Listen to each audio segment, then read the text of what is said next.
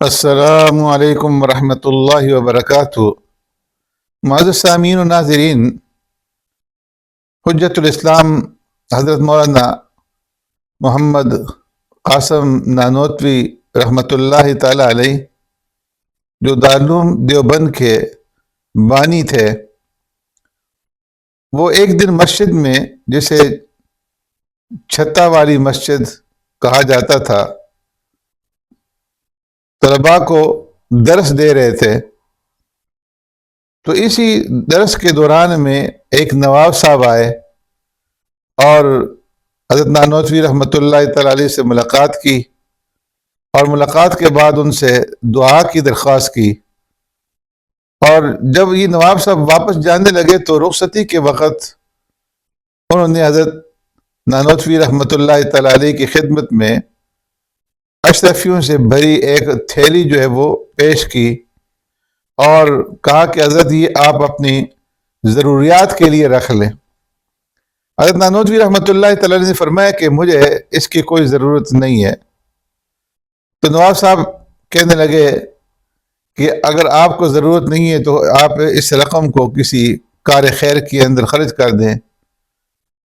حضرت نانوتوی رحمۃ اللہ تعالی علیہ نے فرمایا کہ مجھے کیوں وکیل بناتے ہو، نیکی کا کام ہے، خود ہی کر لو۔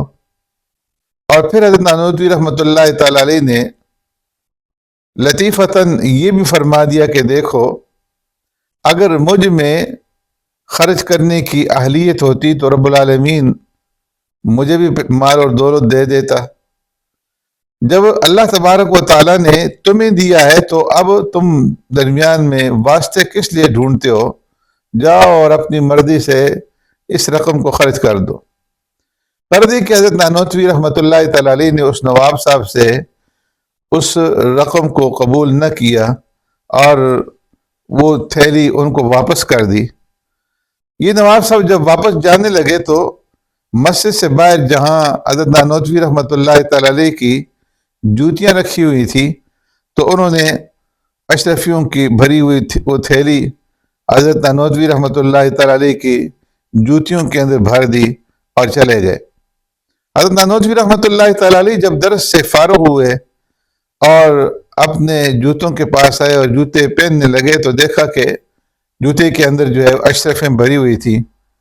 تو اس موقع پر حضرت نانوتوی رحمۃ اللہ تعالی علیہ نے طلباء کو بلایا اور فرمایا کہ دیکھو، دنیا ایسی خبیث چیز ہے کہ جب تم دنیا کے پیچھے بھاگو تو یہ تم سے دور بھاگتی ہے، اور جب تم اس دنیا سے دور بھاگو تو یہ قدموں میں اور جوتیوں میں آ جاتی ہے۔ فرمایا اس کا حال بھی فاحشہ عورت کا سا ہے کہ کوئی اس کے قریب جائے تو وہ دور بھاگے اور دور جائے تو قریب آئے۔ تو یہ وہ حضرات تھے کہ جنہیں دنیا اور دولت سے کسی قسم کا کوئی سروکار نہیں تھا، اور دنیا کی یہ دولت جو ہے یہ اس سے دور بھاگتے تھے، لیکن یہ دولت ان کے پیچھے ان کے پاؤں میں آ کر کے پڑ جاتی تھی۔